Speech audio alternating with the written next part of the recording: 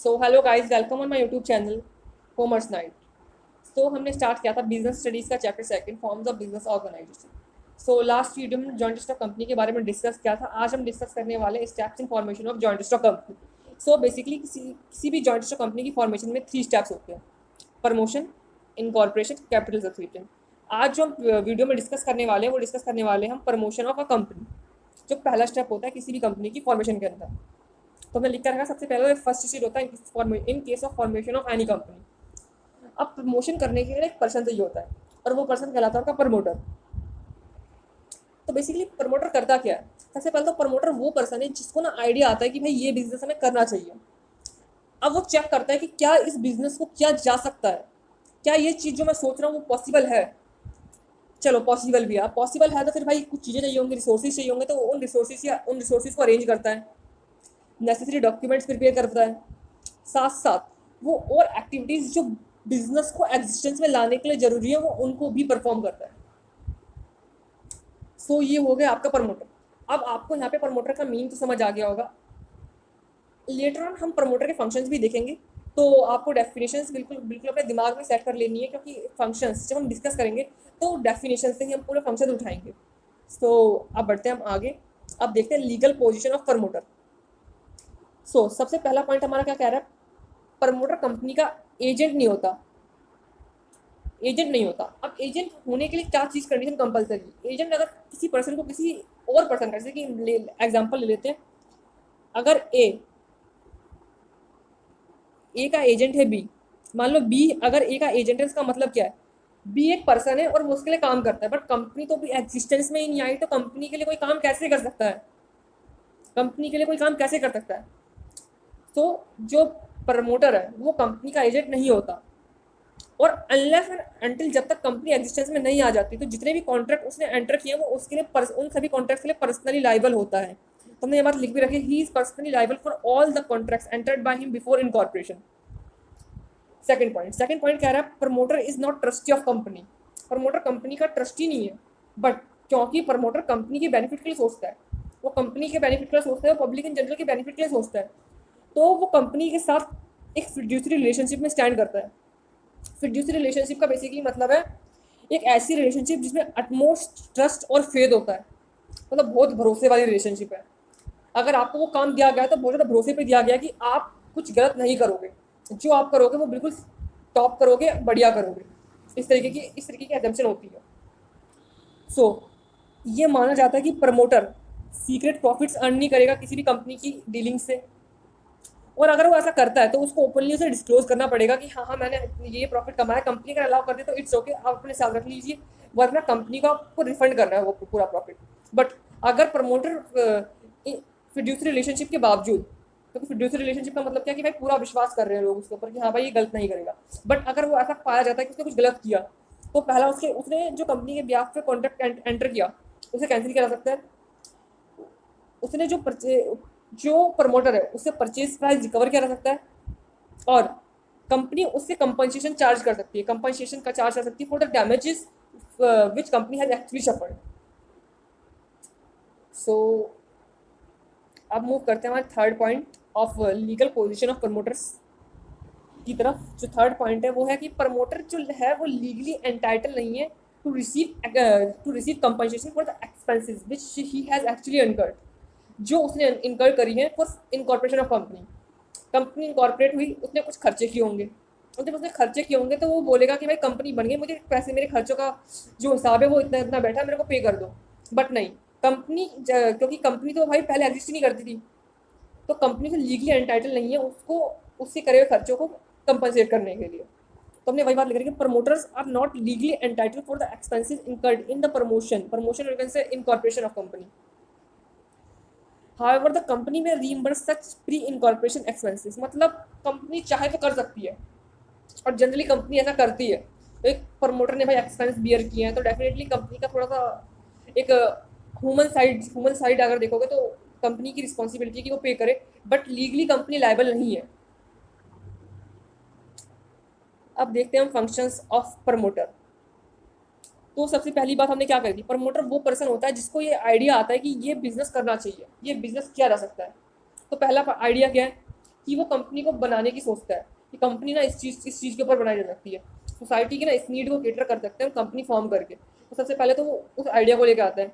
हो सकता है कि वो कुछ नया आइडिया लेकर आए। वो आइडिया क्या हो सकता है? नया आइडिया हो सकता है setting up of new business या एक्सपेंशन ऑफ एग्जिस्टिंग यूनिट और merger of two business units. ऐसे आइडियाज वो लेके आ सकता है। Feasibility study, basically feasibility study का मतलब क्या है? जो बिजनेस वो सोच रहा है कि भाई ये बिजनेस है, क्या ये बिजनेस आइडिया रियलिटी में एग्जीक्यूट किया जा सकता है, या फिर किसी ये सिर्फ थिंकिंग में एग्जिस्ट करता है, या ये सिर्फ इमेजिनेशन में एग्जिस्ट करता है। तो ये बात भी प्रमोटर को सोचनी पड़ती है। तो बेसिकली जो फिजिबिलिटी स्टडी होती है उसके अंदर आपकी 3 चीज़ें इंक्लूड होती हैं, और वो 3 चीज़ें होती हैं आपकी टेक्निकल फिजिबिलिटी, फाइनेंशियल फिजिबिलिटी और इकोनॉमिक फिजिबिलिटी। टेक्निकली क्या वो चीज़ संभव है? क्या उसको बनाने के लिए इतने रिसोर्सेज, जो फाइनेंशियल रिसोर्सेज वो रेज कर सकता है, जितने रिसोर्सेज वो लोगों से रेज कर सकता है, क्या वो सफिशिएंट होंगे? इकोनॉमिक फिजिबिलिटी, क्या वो इकोनॉमिकली फिजिबल है नहीं, सारी चीज़ों को सोचनी पड़ती है कि भाई ये चीज़ काम करेगी या नहीं करेगी।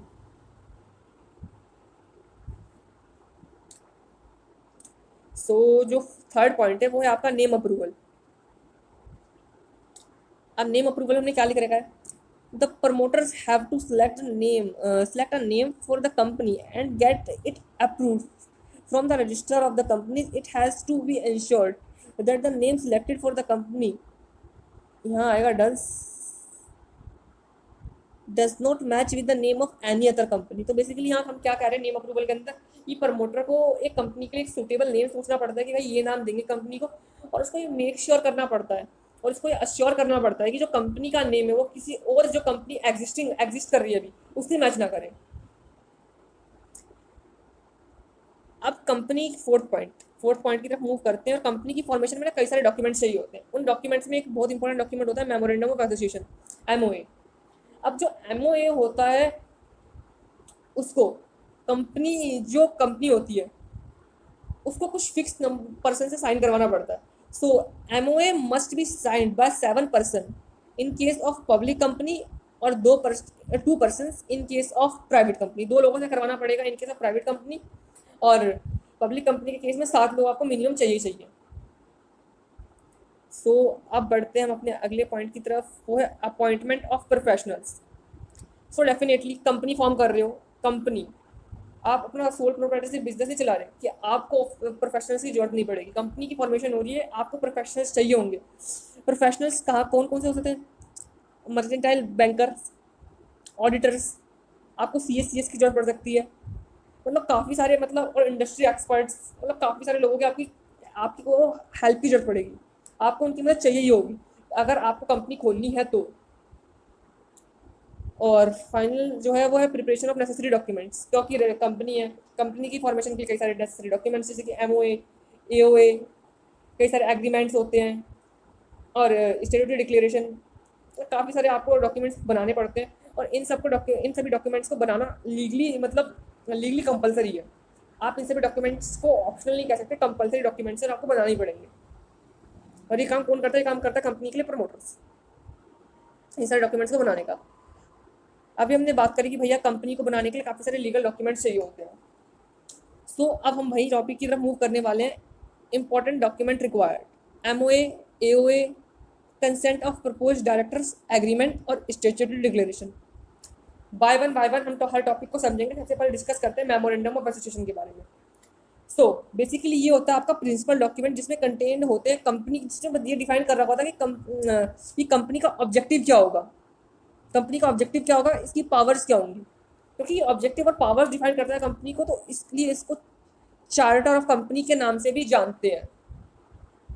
ये कंपनी के स्कोप ऑफ ऑपरेशन को बताता है आपको, और इसके रिलेशंस किस तरीके के होंगे, इसके इन्वेस्टर्स कह लो या फिर शेयर होल्डर्स कह लो, उनके साथ कैसे होंगे, आउटसाइड वर्ल्ड के साथ कैसे होंगे, ये सारी बातें आपको MOA के अंदर मिल जाती हैं। अब MOA में कुछ इंपॉर्टेंट कंटेंट्स होते हैं। अब उन कंटेंट्स की बात की जाए तो सबसे पहला जो कंटेंट है वो है आपका नेम क्लोज। सबसे पहला कंटेंट है आपका नेम क्लोज। तो बेसिकली नेम क्लोज के अंदर ये बता रखा होता है, जो हमने अभी ऊपर बात कर दी, कंपनी का नाम बहुत इंपॉर्टेंट है। कंपनी का नाम डिसाइड करना, और नाम डिसाइड करते वक्त आपको ये मेक श्योर करना है कि कंपनी का नाम किसी और कंपनी के साथ मैच ना करे। तो इसके लिए आपको अप्रूवल लेना पड़ता है रजिस्ट्रार ऑफ कंपनी से जाकर कि भाई ये नाम ठीक है, इस नाम के साथ कोई दिक्कत तो नहीं है। आपको ये बात मेक श्योर करनी पड़ती है this name has been already approved by registrar of company. अब रजिस्टर्ड ऑफिस क्लॉज, जो सेकंड क्लॉज है हमारी मेमोरेंडम ऑफ एसोसिएशन की, वो है आपकी रजिस्टर्ड ऑफिस क्लॉज। अब रजिस्टर्ड ऑफिस क्लॉज क्या कहती है कि कंपनी फॉर्म करने से पहले आपको स्टेट का नाम बताना पड़ेगा जिस स्टेट में आप कंपनी खोल रहे हो, खोलने वाले हो, मतलब उसका रजिस्टर्ड ऑफिस जहाँ होने वाला उसका नाम आपको बताना पड़ेगा एडवांस में।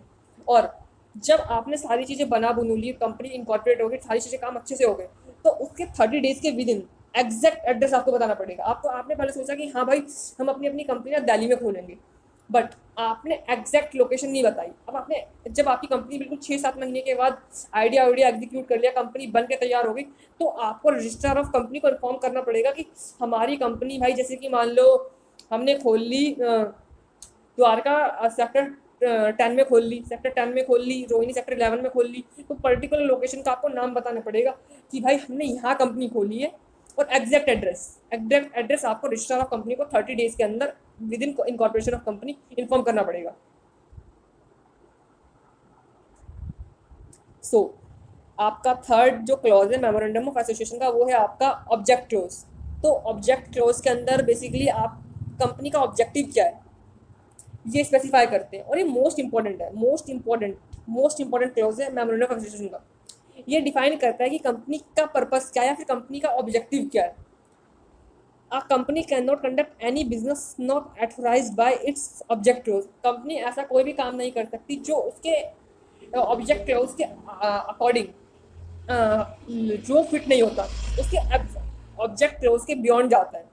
उसका ऑब्जेक्ट क्लॉज ना स्कोप डिफाइन करता है कंपनी की एक्टिविटी के लिए कि भाई आप ये यही काम कर सकते हैं, इसके बियॉन्ड आप कुछ काम नहीं कर सकते। सो जो आपका फोर्थ क्लॉज है मेमोरेंडम ऑफ एसोसिएशन का, वो है आपका लाइबिलिटी क्लॉज। तो वो लाइबिलिटी क्लॉज क्या स्टेट करता है, तो लाइबिलिटी क्लॉज बताता है कि भाई जो लाइबिलिटी है ना कंपनी के शेयर होल्डर्स की, वो है limited to the amount unpaid on the shares owned by them. वो है limited to the amount unpaid on the shares owned by them. कहने का मतलब क्या है, कहने का सिंपल सा मतलब है जो अमाउंट उन्होंने पे नहीं किया सिर्फ वही उनकी लाइबिलिटी है और उनकी कुछ लाइबिलिटी नहीं है। लेट्स से एक एग्जांपल लेते हैं कि एक पर्सन है, उसने 400 शेयर खरीदे जिनकी कीमत है 10 रुपये, तो लीगली उसे कितने पे करने थे 4000, बट वो कितने पे करता है, वो पे करता है सिर्फ 7 रुपये पे करता है, यानी कि वो 2800 रुपये पे कर देता है। ये वो अमाउंट उसने पे कर दिया है, तो उसको भी कितना पे करना है, उसको पे करना है 1200 रुपीज़। समझ आया आपको एग्जाम्पल। और उसकी लाइबिलिटी कितनी हुई फिर अभी 1200 रुपीज़ ही उसकी लाइबिलिटी है। अब बात करते हैं कैपिटल क्लॉज की, जो फिफ्थ क्लॉज है मेमोरेंडम ऑफ एसोसिएशन का। बेसिकली कैपिटल क्लॉज स्पेसिफाई करता है कि मैक्सिमम कैपिटल कंपनी की कितनी होगी, और मैक्सिमम कैपिटल ही कंपनी की क्या कहलाती है, अथोराइज्ड कैपिटल। अथोराइज्ड कैपिटल को बेसिकली हम ये कह सकते हैं capital with which company is registered. Company के अथोराइज्ड कैपिटल, रजिस्टर्ड कैपिटल कह लीजिए, तो वो कैपिटल क्लॉज के अंदर मेंशन होती है कि ये मैक्सिमम कैपिटल है जिसके साथ जो कंपनी रेज कर सकती है। और क्योंकि कंपनी की जो कैपिटल होती है ना, कई सारे जैसे कि हम कंपनी कैपिटल शेयर्स में बांटते हैं, तो शेयर्स का प्राइस भी मेंशन होता है कि भाई शेयर का इतना इतना प्राइस होगा। जैसे कि हम यहाँ एग्जांपल ले लेते हैं, एक कंपनी है, अब यहाँ उस कंपनी के पास मान लीजिए 2000 रुपये की शेयर कैपिटल कंपनी। अब 2000 रुपये की शेयर कैपिटल कंपनी ने किस तरीके से बात रखी है, कंपनी ने कहा भाई 20 शेयर है मेरे, मेरे हैं सिर्फ 20 शेयर, और उन 20 शेयर की कीमत कितनी है 100 रुपये। इस तरीके से कंपनी पूरी डिटेल प्रोवाइड करती है कैपिटल क्लॉज के अंदर कि उसकी कैपिटल कितनी है और वो उस कैपिटल को किस तरीके से शेयर में डिवाइड कर रही है। पूरी इन्फॉर्मेशन आपको मिलेगी कैपिटल क्लॉज के अंदर। अब बात करते हैं एसोसिएशन क्लॉज की। Association clause last clause of the memorandum of association. Basically इसमें जो मेंशन क्या होता है, जो सिग्नेटरीज होती हैं एमओए की, वो ये बताती हैं, वो अपनी इंटेंशन बताती है कि वो कंपनी का क्यों एसोसिएट हो रही है। सिग्नेटरीज में हो सकते हैं यहाँ पर डायरेक्टर्स हो सकते हैं, डायरेक्टर और MD, full time directors, managers, ये सारे जितने भी होते हैं, और वो एग्री करते हैं, अपना कंसेंट देते हैं टू परचेज क्वालिफिकेशन शेयर्स। और जो एमओए हमने पहले ही बात कर रखी है, कम से कम 7 लोगों द्वारा साइन किया जाना चाहिए इन केस ऑफ पब्लिक कंपनी, और 2% द्वारा साइन किया जाना चाहिए इन केस ऑफ प्राइवेट कंपनी। तो आई थिंक ये सारी बातें आपको क्लियर हो गई होंगी। जितनी भी हमने एमओए तक डिस्कस करी है। इन केस अगर आपको इनमें से किसी भी चीज़ के रिगार्डिंग कुछ भी डाउट है तो आप कमेंट बॉक्स में पूछ सकते हैं। अब हम बढ़ते हैं आर्टिकल ऑफ एसोसिएशन की तरफ। आर्टिकल ऑफ एसोसिएशन, अब एमओए, एमओए का क्या है? एमओए कंपनीज एक्ट 2013 के स्कोप के बियॉन्ड नहीं जा सकता। वैसे आर्टिकल ऑफ एसोसिएशन एमओए के स्कोप के बियॉन्ड नहीं जा सकता। अब एमओए क्या कर रहा था? एमओए डिफाइन कर रहा था relationship of company with its shareholder and outside world. अब एओए क्या करता है? एओए डिफाइन करता है रिलेशन, रूल्स एंड रेगुलेशंस, और you can say relationship of relationship between management, internal management of company, और rules and regulations for internal management of company, ये बताता है एओए। और अगर इन केस अगर एक कंपनी का एओए रजिस्टर्ड नहीं है तो कंपनी टेबल ए को कंसिडर कर सकती है, कंसिडर करती है, उसे करना पड़ता है इस एज इट्स एओए। अब so guys, let's see what is the difference between MO and AO now. So सबसे पहला जो पॉइंट ऑफ डिफरेंस है वो है on the basis of objective. So basically MOA defines objects for which the company is formed. MO define करती है वो purpose जिसके लिए कंपनी फॉर्म करी गई है, और एओ डिफाइन करती है rules of internal management of company. Position, second point of difference between AOA and MOA is position. और पोजीशन की बात करी जाए तो जो एमओए है वो मेन डॉक्यूमेंट है किसी भी कंपनी का, और ये कंपनीज एक्ट के परव्यू के अंदर काम करता है। कंपनी एक्ट, जो कंपनीज एक्ट 2013 है उसके जो स्कोप है उसके बियॉन्ड नहीं जा सकता ये। उतना जितना कंपनी एक्ट 2013 ने कह दिया कि भाई ये रूल्स रेगुलेशन फॉलो करनी है तो वो करनी है, वो कंपलसरी है इसके लिए। वो उनके उसके अंदर रह के जितना भी चेंजेस कर सकता है वो उतने कर सकते हैं, उसके बियॉन्ड नहीं जा सकता। वैसे एओए, जो एओए है वो सब्सिडरी है टू सब्सिडरी डॉक्यूमेंट है टू एमओए, वो सब्सिडरी डॉक्यूमेंट है एमओए के लिए। यानी कि जो एमओए की जो रूल्स एंड रेगुलेशन है वो उसको मतलब ब्रेक नहीं कर सकता, उसके अंदर ही रहेगा, उसे काम करना है एओए को। और साथ साथ क्योंकि वो एमओए के जब स्कोप को बियॉन्ड नहीं रह सकता, और अल्टीमेटली सिंपली वो अगर एमओए के स्कोप के बियॉन्ड नहीं जा सकता तो अल्टीमेटली वो कंपनीज एक्ट के स्कोप के बियॉन्ड भी नहीं जा सकता। बेसिकली मैं कहूँ तो ये है आपका एओए, ये है आपका एमओए, और ये है आपका कंपनीज एक्ट। इस तरीके से समझ सकते हैं वेन डायग्राम के थ्रू। ये आपका कंपनीज एक्ट, ये आपका AOA, and this is your sorry this is your ये जो सेकंड सर्कल है this is your MOA, and the smallest one is your AOA. तो इस तरीके से आप समझ सकते हैं कि ये तीन चीज़ें किस तरीके से एक दूसरे से रिलेटेड है। अब बात करते हैं नेसेसिटी की। तो जो एमओए उसके केस में फाइलिंग और प्रिपरेशन दोनों कंपलसरी है, बट वहीं एमओए के केस में फाइलिंग और प्रिपरेशन कंपलसरी है, और एओ के केस में ये चीज़ कंपलसरी नहीं है for private company to have AOA registered, sorry to public company AOA registered. ये लिमिटेड का बेसिकली मतलब लिमिटेड कंपनी का बेसिकली मतलब यहाँ पे पब्लिक कंपनी। पब्लिक कंपनी के केस में ये रजिस्टर्ड करवाना कंपलसरी नहीं है। अब बढ़ते हैं हमारे नेक्स्ट पॉइंट की तरफ। जो नेक्स्ट पॉइंट ऑफ डिफरेंस है वो है आपका अल्ट्रेशन। अल्ट्रेशन बेसिकली चेंज लाना, और चेंज लाने के लिए क्या डिफिकल्टीज हैं, क्या दिक्कत आती है वो बता रखे हमने। तो भाई डिफिकल्ट है, ये डिफिकल्ट और लेंथी प्रोसेस होता है इन केस ऑफ एमओए, और इसके लिए आपको गवर्नमेंट का अप्रूवल भी चाहिए। बट एओ के केस में बहुत इजीली आप ये काम कर सकते हैं by passing special resolution. Validity, so act done beyond scope of MOA are invalid. वो एक्ट जितने भी आपने एओ के सॉरी एमओए के स्कोप के बियॉन्ड किए वो सारे आपके एक्ट इनवैलिड है। वो सारे एक्ट आप जितने भी आपने काम किया वो अमान्य है, और उसको आप रेक्टिफाई नहीं कर सकते, रेटिफाई नहीं कर सकते अनएनिमियस वोट ऑफ मेंबर्स के थ्रू भी। अनएनिमियस वोट ऑफ मेंबर्स के थ्रू भी आप उसको रेटिफाई नहीं कर सकते। बट अगर कोई काम आप एओए के स्कोप के बियॉन्ड कर देते हैं तो वो इजीली आप रेटिफाई कर सकते हैं बाय ये शेयर होल्डर्स बहुत इजीली रेटिफाई कर सकते हैं by passing special resolution. Special resolution बस उन्हें पास करना है, और इसके थ्रू ये जो काम उन्होंने एओए के स्कोप के बियॉन्ड कर रखा है उसे वो ठीक कर सकते हैं। अगला है रिलेशनशिप। बेसिकली एओए की हमने पहले ही बात कर रही थी, ए और एमओए के जो जो किस तरीके से रिलेशनशिप डिफाइन करते हैं, किसके और किसके बीच रिलेशनशिप डिफाइन करते हैं, ये बात हमने डिस्कस कर रखी है पहले। तो सबसे पहले बात करते हैं एमओए की। एमओए डिफाइन करता है relationship between company and outsiders, और एओए डिफाइन करता है relationship between members and management of company. I think ये बात आपको क्लियर हो गई होगी।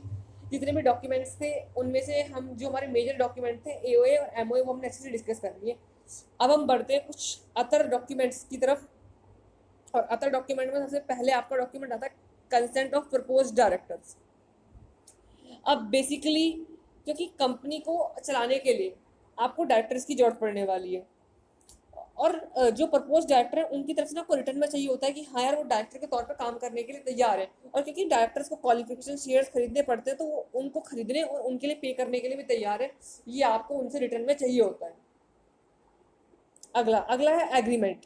अगर आप किसी पर्सन को कंपनी का एमडी या फिर मैनेजिंग डायरेक्टर या फिर होल टाइम डायरेक्टर या फिर मैनेजर के तौर पे अपॉइंट करना चाहते हैं, मैनेजर के तौर पे आप उन्हें अपॉइंट करना चाहते हैं, तो उनके साथ एग्रीमेंट में एंटर करना कंपलसरी है, और यही एग्रीमेंट आपको रजिस्टर ऑफ कंपनी के पास जाकर सबमिट भी करवाना पड़ता है। अगला है आपका स्टेट्यूटरी डिक्लेरेशन। स्टेट्यूटरी डिक्लेरेशन जो कि बहुत ज़्यादा इंपॉर्टेंट है। बेसिकली ये जो स्टेट्यूटरी डिक्लेरेशन है इसके अंदर ये बात मेंशन करते हैं आप कि जो आपने कंपनी फॉर्म करी है उस कंपनी ने जितनी भी लीगल रिक्वायरमेंट्स थी वो सारी फुलफिल करी है, उसने किसी भी जो लीगल रिक्वायरमेंट थी उसको मतलब ब्रेक नहीं किया है, उसने वो सारी उन लीगल रिक्वायरमेंट्स को फॉलो किया है। और इसके along with this in case of statutory declaration it must in case of statutory declaration it must be signed by advocate of high court और supreme court। एडवोकेट जो होते हैं हाई कोर्ट या सुप्रीम कोर्ट के उनके द्वारा sign किया जाना चाहिए, सीएस का साइन होना चाहिए in full time profession person named in article as director manager और सेक्रेटरी ऑफ कंपनी, उनका भी सिग्नेचर आपको चाहिए होता है, ये कंपलसरी है। सो आई थिंक जितने भी टॉपिक हमने आज डिस्कस किए वो आपको समझ आ गए होंगे। इन केस अगर आपको कुछ भी डाउट है so you guys can ask in comment box, and thank you for watching this video.